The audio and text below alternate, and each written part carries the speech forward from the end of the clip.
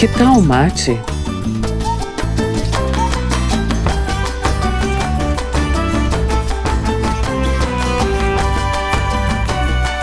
Esse é o podcast do Assã Círculo. Olá, eu sou a Jaqueline Silveira e esse é o podcast Que Tal um Mate? Uma produção do Círculo de Referência em Agroecologia, Sociobiodiversidade, Soberania e Segurança Alimentar e Nutricional, o Assã Círculo, ligado à Universidade Federal do Rio Grande do Sul. Nesse episódio, nós vamos refletir sobre os desafios da segurança alimentar e nutricional nas periferias. Mas o que é segurança alimentar e nutricional? No Brasil, segundo a Lei 11.346, de 15 de setembro de 2006, abre aspas, a segurança alimentar e nutricional consiste na realização do direito de todos ao acesso regular e permanente a alimentos de qualidade, em quantidade suficiente, sem comprometer o acesso a outras necessidades essenciais, tendo como base práticas alimentares promotoras de saúde que respeitem a diversidade cultural e que sejam social, econômica e ambientalmente sustentáveis. Fecha aspas. Dentre as várias dimensões que esse conceito abarca, destaca-se a dimensão alimentar, que tem centralidade na produção, comercialização e acesso aos alimentos, tocando diretamente na questão ambiental. E, também, a dimensão nutricional, mais relacionada à saúde, pois se refere à escolha, preparo, consumo e utilização biológica dos alimentos. Dessa forma, no Brasil, o conceito de segurança alimentar e nutricional possibilita compreender que as causas da condição de insegurança alimentar e de insegurança nutricional são as mesmas e se agravam quando associadas às desigualdades do ponto de vista social, econômico e ambiental. E nesse momento em que estamos vivendo, em meio à pandemia do coronavírus, não é difícil imaginar que essas fragilidades se acentuam ainda mais. Além disso, a Organização das Nações Unidas para a Alimentação e Agricultura, a FAO, aponta 4 pilares da segurança alimentar e nutricional, que são a disponibilidade, o acesso, a utilização dos alimentos e a estabilidade do abastecimento alimentar. Bom, em teoria está tudo muito bem desenhado, mas e na prática? Esse direito de todos à alimentação adequada e saudável está sendo realizado? Considerando ainda o momento em que vivemos, com a pandemia que atinge principalmente as populações vulneráveis, quais os desafios de segurança alimentar e nutricional que se apresentam para as populações periféricas? Para nos ajudar nessa discussão, convidamos a Anne Moraes, que é mãe, militante feminista, graduanda em Ciências Sociais na Universidade Federal do Rio Grande do Sul e moradora do Morro da Cruz, bairro periférico de Porto Alegre, e o Fabian Domingues, que é filósofo, economista, professor do Departamento de Economia e Relações Internacionais na Universidade Federal do Rio Grande do Sul, onde também coordena o Núcleo de Estudos e Pesquisas em Economia Urbana, o NEPEU, e o Núcleo de Estudos e Pesquisas em Migrações, o NEPEMigra. Seja bem-vinda, Anne, seja bem-vindo, professor Fabian. É muito bom tê-los aqui conosco. Eu quero começar essa nossa conversa perguntando para a Anne, enquanto moradora da periferia de Porto Alegre, como é a realidade alimentar das famílias que vivem com tão pouco? E o que tu visualizas, Anne, como sendo a maior dificuldade de se cumprir o que as leis e conceitos determinam como segurança alimentar e nutricional? Então, como você colocou, né, a segurança alimentar e nutricional como direito fundamental, o que a gente vem presenciando, né, e como moradora da periferia, conversando, né, com as pessoas e acompanhando o quanto essa questão da alimentação tem se agravado, né, principalmente nesse período de pandemia, né, o que a gente observa é que esse direito fundamental, ele vem sendo violado, né, e nosso país aí que outrora tinha saído do mapa da fome, hoje se encontra aí numa situação de muito agravamento em relação, né, ao acesso à alimentação. Essa semana foi divulgada uma pesquisa aí realizada pela Unicef e o IBOP, né, que aponta que 9 milhões de brasileiros deixaram de comer durante a pandemia por falta de dinheiro, né. Então, a garantia, né, e o acesso por parte do Estado, a gente não vem sendo cumprido esse papel, né. O que a gente tem acompanhado são diversas ações de solidariedade, né, portanto, a população ela está recebendo diversas doações, enfim, principalmente aqui no local onde moro, né.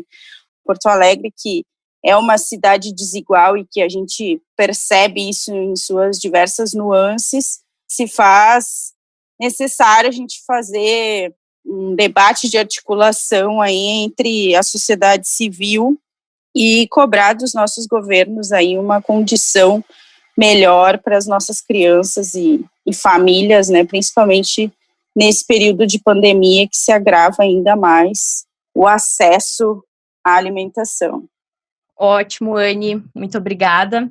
É muito bom sabermos mais desses desafios, né, e daquilo que tu vivencias no teu cotidiano, assim. E se tu pudesse comentar um pouquinho mais, Anne, com relação ao lugar onde tu vive, como que é essa questão da alimentação aí, em contexto também de não pandemia, né?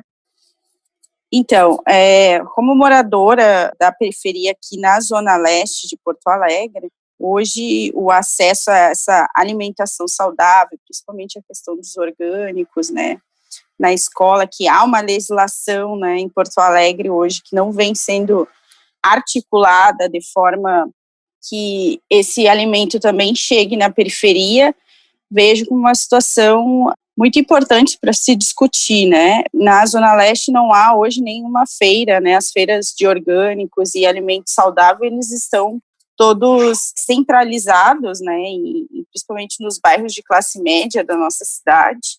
Portanto, eu hoje, né, para acessar uma feira de orgânicos para comprar um alimento, preciso me locomover pela cidade, né? E isso não é a realidade de diversas famílias que vivem com apenas um salário mínimo, né, muitas vezes, e principalmente mulheres, chefes de famílias, né, que são responsáveis pelo sustento, na sua maioria, na periferia de Porto Alegre.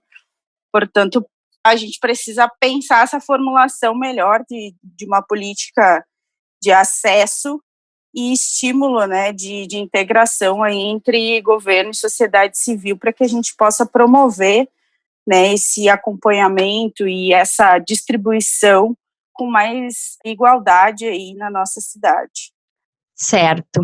E ao encontro disso que a Anne coloca, professor Fabian, uma recomendação que se tem, inclusive consta no Guia Alimentar para a População Brasileira, é que façamos ao menos parte das nossas compras de alimentos em espaços onde são comercializados alimentos in natura ou minimamente processados, né? Como é o caso, por exemplo, das feiras livres, feiras de produtores rurais, sacolões.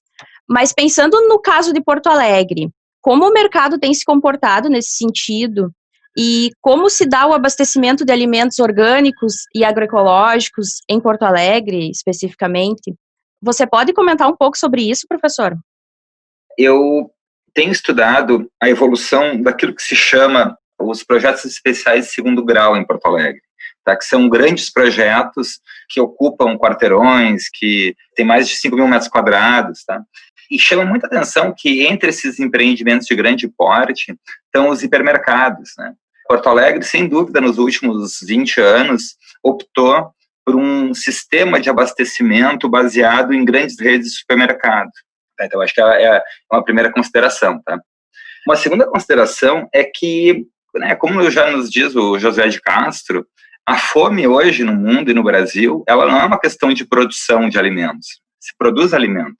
A questão hoje é a distribuição, né, é o acesso, né, como é que as pessoas têm acesso a esses alimentos. E quando a gente, então, juntando, né, o fato dessas grandes redes, né, e a questão da fome não ser uma questão de produção, a questão da fome é uma questão de preço dos alimentos.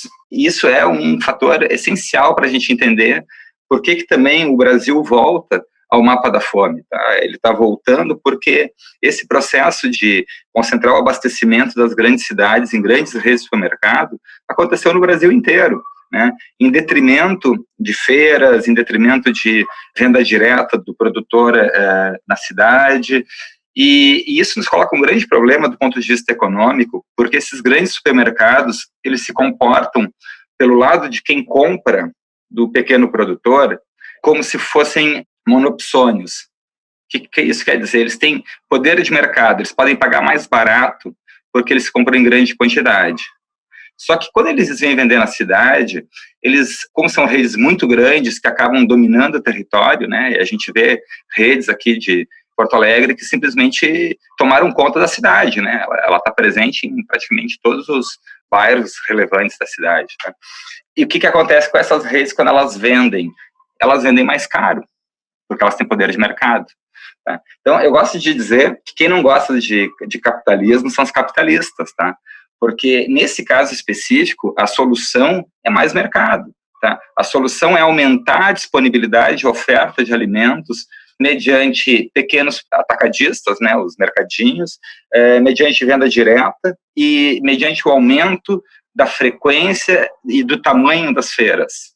E com isso, né, a gente tem uma redução de preços e uma maior oferta daquilo que a Anne estava comentando há pouco, né, que nas regiões periféricas de Porto Alegre não se tem acesso a alimentos frescos, né, porque não existem feiras. O que se tem acesso é aos ultraprocessados, né, biscoitos, massas, que fazem parte da indústria agroalimentar e que, no entanto, não podem ser considerados aí propriamente como comida, né. A Anne comentou agora há pouco essa reportagem do El País, e o El País deixa muito claro ali o paradoxo, né? Porque ao mesmo tempo que a população passa a se alimentar pior e a fome volta, a gente começa a ter um surto de obesidade baseado justamente no consumo de alimentos que não são próprios, né? Não são saudáveis, né? Que é esse caso dos ultraprocessados. Então, eu acho que isso são as minhas considerações iniciais, Jaqueline, dizendo então que a fome não é um problema de produção, tá? Que uma das questões, uma das grandes estratégias tem que ser a redução no preço dos alimentos. Isso passa por um aumento da oferta direta dos alimentos através de feiras, através, por exemplo, em muitos lugares se faz já se tem tecnologia para isso, apps, né, que liguem cooperativas de produtores a cooperativas de consumidores, por exemplo. E todas essas ações que aumentam a disponibilidade de alimentos, porque o Brasil é um produtor de alimentos, o Rio Grande do Sul é um produtor de alimentos, tudo que aumenta a disponibilidade vai aumentar a segurança nutricional da população e garantir um maior acesso. Bom, obrigada, professor. E ainda pensando em termos de acesso a alimentos adequados e saudáveis, né? Além de considerarmos a disponibilidade, o abastecimento, que no caso de Porto Alegre, como vocês bem comentaram, né, concentra-se em algumas regiões da cidade, é importante pensarmos também nos custos dessa alimentação e nas condições socioeconômicas da população periférica, principalmente nessa época de pandemia. Anne, como você percebe isso? Então, né, a gente sabe que as famílias, né, que mais têm essa redução de renda, né, durante a pandemia, principalmente, é a população periférica, e isso reflete, bem como o professor Fabião colocou, né, nessa qualidade da alimentação, né, e o quanto isso influencia também na questão de saúde. Então, há todo um processo, né, que engloba a questão da alimentação saudável. Hoje, esse acesso do alimento orgânico, ele é dificultado, né, enfim, por outras questões que trouxe aqui mesmo, de trânsito pela cidade, enfim, né, e de deslocamento também para poder acessar esse alimento, não só, né, nos grandes mercados da nossa cidade, que também sempre é mais encarecido ainda, né, o alimento orgânico, né, de como pensar essa aproximação aí, distribuição também nas periferias de Porto Alegre, né.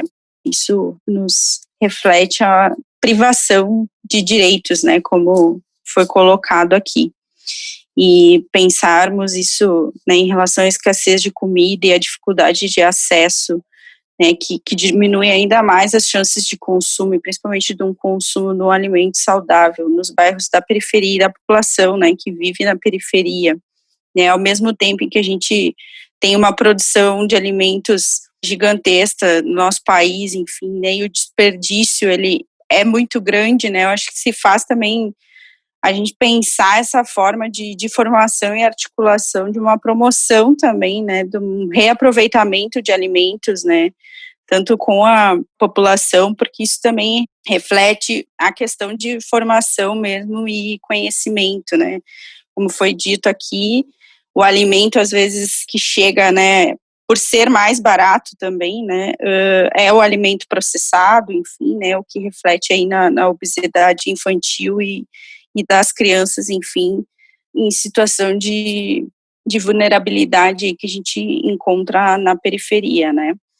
E, infelizmente, né, a gente, nesse período aí de uma política excludente que ataca, enfim, né, aí as classes mais pobres, precarizando esse acesso aos alimentos, né, a gente foi encaminhada agora pelo nosso governador do estado a reforma tributária aí que visa, né, uma cobrança dos insumos agrícolas que reflete diretamente aí na produção, né, agrícola, prejudicando ainda mais, né, os pequenos empresários e os agricultores familiares, e que reflete e impacta diretamente aí, né, na mesa da população, porque encarece aí a cesta básica, né, portanto está em debate nesse momento, né, no nosso estado, e que reflete diretamente também aqui, né, no nosso município, em relação ao preço dos alimentos nesse período tão adverso aí de aprofundamento da desigualdade social e que impacta a vida da população. Professor, e pensando no compromisso dos governos com a subsistência das populações vulneráveis, o que se tem hoje em termos de políticas públicas é suficiente? O que mais poderia ser feito de maneira direta e efetiva que possa minimizar os impactos e garantir uma alimentação em quantidade suficiente, em qualidade adequada, para quem não tem condições de comprar? A primeira pergunta, né, se existem compromissos dos governos com a subsistência das populações vulneráveis, né, o que dá para responder é que existe um certo compromisso, né, porque não dá para dizer que o auxílio emergencial dado no tempo da pandemia não foi uma forma de auxílio, né, importante, né, e isso tem que ser reconhecido. Só que muitas das políticas que têm sido feitas, elas têm sido feitas pelo lado da renda, né, ou seja, criar políticas de renda, seja para populações vulneráveis, seja uma renda mínima, né, que eu acho que isso é uma questão, tá? Eu acho que isso tem seu mérito, eu acho que dá para conversar sobre isso, tá? Mas eu queria ir mais para o lado da produção, porque esses programas de renda, eles não alteram essa estrutura de distribuição, de abastecimento das grandes cidades que eu comentei agora há pouco, né? Pelo contrário, os programas de renda levam essa lógica do abastecimento feito por redes de supermercado para cima do morro, para dentro das comunidades, né? Então, dentro dessa lógica, a comunidade vai ter um supermercado, mas não vai ter uma feira popular, entende? É uma outra perspectiva quando a gente trata da renda e quando a gente trata, digamos assim, dos atores produtores, né? Porque também essa política de levar os supermercados às periferias, ela acaba encarecendo o preço dos alimentos, né? E, de novo, eu acho que a grande questão é como é que tu faz para aumentar a disponibilidade dos alimentos e aumentar o número de concorrentes, o número de pessoas vendendo o mesmo produto, porque aí a gente se aproxima daquilo que os economistas chamam mercados de concorrência perfeita. Então, do lado da oferta, né, do produtor, que tipos de política poderiam e já foram feitas e, em parte, já foram destruídas, tá?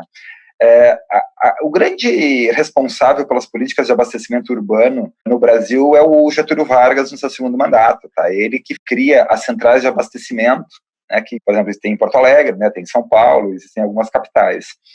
E essas centrais de abastecimento, elas são muito importantes para permitir a existência de uma rede de pequenos mercados, de pequenos distribuidores. Então, uma política que poderia e deveria ser feita é justamente a ampliação desses centros de produção, e aí incluindo o que se chama as cidades médias, né, que são cidades, por exemplo, Caxias, Pelotas, Rio Grande, Santa Maria, que passam a ter problemas de abastecimento e também não tem uma estrutura de abastecimento pública, né, que nesse caso não é bem público, né, mas é uma iniciativa do poder público de disponibilizar um grande espaço onde pequenos vendedores possam ir lá fazer o pequeno atacado, tá? Então, isso é uma questão centrada no abastecimento, né? Como é que a gente pode aumentar, pela lógica de mercado, aumentando as centrais de abastecimento, né? Criando subsidiárias, tá? Que permite essa troca direta entre compradores e produtores, porque é isso que essa central de abastecimento faz, né? O produtor chega lá com um caminhão fechado de gêneros e ele consegue vender lá dentro, né, como se fosse uma feira, mas uma feira para grandes compradores, tá? Então, acho que isso é uma medida. Uma outra medida que existia e foi sendo destruída pela especulação imobiliária, e continua sendo, é a zona rural, né? É o cinturão verde, que também foi idealizado no segundo governo Vargas, idealizado como um cinturão de produção de alimentos na cidade, né? Porto Alegre agora passou quase 10 anos sem zona rural, e isso faz com que as regiões próximas da capital deixem de produzir alimentos, porque é mais interessante do ponto de vista econômico fazer um condomínio do que fazer uma chácara produtora de frutas ou ovos, ou coisa assim. Então, a restauração dos cinturões verdes e a criação de cinturões verdes nas cidades médias também é uma política importante que poderia ser feita. Tá? E, finalmente, aqui, eu acho que também uma outra política que é direta e efetiva para a segurança alimentar é a produção em casa. Claro que a gente não dá para produzir tudo, né? Mas algumas espécies, né, Ora pronobis, por exemplo, que tem proteínas, abóbora de pescoço e outras espécies que eventualmente podem ajudar na alimentação das pessoas, né, e criar uma cultura de produção de seu alimento, tá? A gente tem dezenas de relatos bem-sucedidos, não só de famílias, mas de comunidades que conseguem criar um certo nível de subsistência com plantações próprias, né, mesmo em áreas urbanas, tá? E quais políticas públicas vocês visualizam que poderiam ser desenhadas especificamente para essas populações? Pensar essa distribuição por toda a cidade, né, e também esse acesso, tanto nas escolas, né, e de fazer essa articulação aí, de um fomento de uma cultura, né, dessa alimentação desde a escola. Eu creio, né, que isso refletiria aí numa qualidade de vida, né, muito, enfim, para essa população que vive na periferia. A própria merenda escolar, que muitas vezes é o alimento, né, das crianças, principalmente que vivem na periferia e que às vezes é o único alimento, né, que tem na mesa de muitos moradores, enfim, e famílias em situação de vivência, ela precisa também ser de qualidade, né? Então, portanto, fomentar que a gente repense esses espaços, né? E ocupe esses espaços ociosos, principalmente em espaços para que a gente possa fazer hortas comunitárias, né? Envolver a população, envolver a comunidade também para fazer esse desenvolvimento aí, pensando nessa distribuição, é o fomento de uma nova cultura também, né, de se pensar o bem viver aí e de pensar uma sociedade, enfim, com mais igualdade aí na questão do acesso aos alimentos, né. Eu acho que uma primeira questão, assim, é o acesso direto, tá?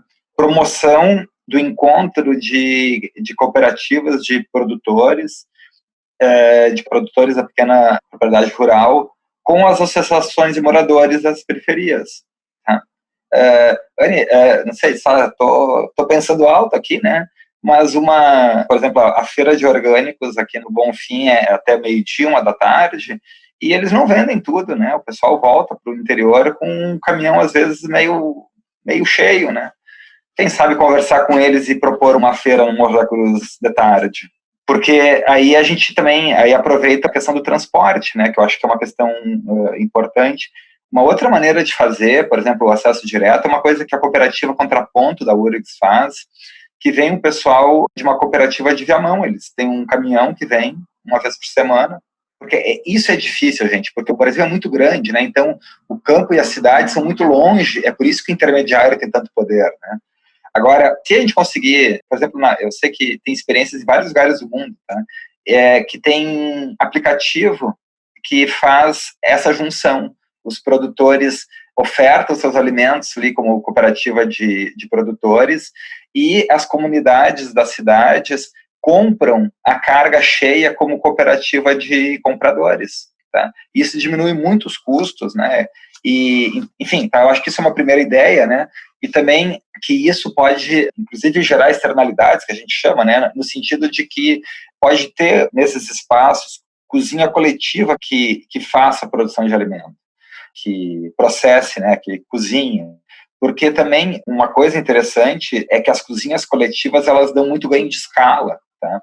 Porque nas populações periféricas, um dos principais problemas é o botijão de gás. O gás é um insumo essencial, ele é muito caro e ele é muito mais, digamos, eficiente quando a gente cozinha em grandes quantidades. Então, o uso de cozinhas coletivas, né, e eventualmente até mesmo para compartilhar o gás, tá, que tu faz uma panela maior, tu aproveita melhor, também pode estar junto com uma atividade de formação, né, porque isso também acontece, as pessoas acabam desaprendendo a cozinhar, né, eles já não, como se acostuma a comprar pacotinho no supermercado, ninguém mais tem a memória, né, de como é que se faz, como é que se aproveita melhor os alimentos. Então, acho que uma ação de educação alimentar mesmo, né, de produção, também seria muito bem-vinda, tá, e acompanhada de eu acho que tem um outro assunto que eu sei que a professora Gabriela Coelho gosta muito, que são as PANCs, né, as plantas alimentares não convencionais, e inclusive o ano passado a gente fez um congresso do Nepemigra, onde teve um dos pratos, era de PANC, tá, de Maria Pretinha, que também é uma solução, assim, imediata, porque as PANCs também são de fácil cultivo, né, só que aí a grande questão é um tema que o Celso Furtado nos traz, que é a questão da mudança da cultura, né, de criar novos hábitos, de se criar uma consciência coletiva de que esses assuntos são importantes, de que é importante ter alimento fresco, saudável, a bons preços, né, e que eventualmente também é muito interessante se juntar nas comunidades em cozinhas coletivas, porque isso também, como eu comentei, não só aproxima a comunidade, mas dá ganhos de escala significativos do ponto de vista da produção e confecção de alimentos. Bom, e depois de tudo que foi falado até aqui, qual é a dica, o alerta, recado ou reflexão que vocês podem deixar para os nossos ouvintes com relação aos rumos que se desenham para os próximos anos, no que se refere a esse tema tão essencial que é o alimento na mesa de quem mais precisa? Então, a partir, né, do que a gente veio discutindo aqui, penso que, como foi dito, né, repensar essa cultura, né, e desmistificar também essa questão do preconceito em relação aos orgânicos, né, e de que é um alimento, eu diria, né, um alimento, enfim, de rico, né, como é colocado, assim, por conta dos espaços hoje onde a gente encontra esses alimentos, né, então pensar essa quebra dessa cultura que foi, enfim, que a gente vivencia, né, pensando nesse fomento, nessa construção aí de diálogo junto com a população também, de formação e de expansão desses conceitos como a economia solidária, que foi colocado, né, aqui, de pensar o consumo consciente, né, a agroecologia, essa educação alimentar e ocuparmos, né, esses espaços aí com criação de hortas urbanas, né, e pensarmos esse ciclo da alimentação aí saudável que se concretize de fato. Portanto, cuidar e zelar também, né, eu acho que isso reflete também na forma como a gente vê e vive o meio ambiente, né, portanto, pensar esses processos aí de forma de uma qualidade de vida melhor e que toda a população tem esse direito aí, né, de ter uma vida digna na garantia do acesso ao alimento saudável e adequado, né, por estar lá na legislação, como foi falado no início, né, alimentação adequada e esse direito da alimentação e nutricional é um direito fundamental aí do ser humano. Então, gente, eu termino, assim, não muito otimista, sabe? Eu acho que essa questão da volta da fome para o Brasil, ela é uma realidade que se coloca, tá? Eu acho que ela vai se agravar. Né? Ela teve digamos assim, um alívio agora com a questão do auxílio emergencial, mas isso não vai durar muito, né? E a gente tem um drama, né, que é a nossa crise econômica, né? Uma questão estrutural de falta de emprego e também tem uma questão fundiária que é dramática no Brasil. E eu acho que essas questões elas não vão ser resolvidas num horizonte de tempo razoável, tá? Eu acho que essas questões continuam, eu acho que a fome ela vai se agravar nas periferias, tá? E ela vai ter características muito marcadas, né? Ela vai ser uma fome de periferia, né? De grande cidade, tá? Diferente de outros momentos da história, né? Em que a fome acontecia no campo, por exemplo, né? A grande questão vai ser as periferias das cidades. E aí é necessário, né? A gente precisa, de fato, de políticas públicas que se deem conta da urgência do problema, né? E que uma rede de distribuição é imperativa nos subúrbios das grandes cidades brasileiras que possam alternar com redes de supermercado, com pequenos mercados, com feiras, com distribuição direta, porque a saída para esse problema complexo não é, né, unilateral, a gente não vai ter uma única medida, né? Então, assim, é importante que se tenha programas de renda, né, programas de sustentação de renda, né, eventualmente a renda mínima, mas também é importante que a gente pense, do ponto de vista das políticas públicas, do lado da produção, para aumentar a oferta e a distribuição de alimentos frescos e saudáveis. Anne, Fabian, eu agradeço muito a participação de vocês, a disponibilidade em compartilhar conosco e com quem nos ouve as reflexões, o conhecimento e a vivência de vocês acerca desse tema que é tão importante e é tão caro para nós do Assan Círculo. Eu espero e acredito que a nossa audiência será tocada por essas questões e que, dentro das nossas possibilidades, enquanto cidadãs e cidadãos, a gente possa somar esforços para a manutenção, garantia e realização plena do direito humano à alimentação adequada e saudável. E assim, concluímos esse 7º episódio. O podcast Que Tal um Mate é uma produção do Assan Círculo, ligado à Universidade Federal do Rio Grande do Sul. A coordenação do podcast é da professora Gabriela Coelho de Souza e de Daniele Finamor. A produção e o roteiro desse episódio é de Jaqueline Patrícia Silveira e Silvana Granja. A vinheta e a edição de áudio são do Pedro de Bois e a identidade visual é de Helena de Lima Miller. Até o próximo episódio! Que tal um mate?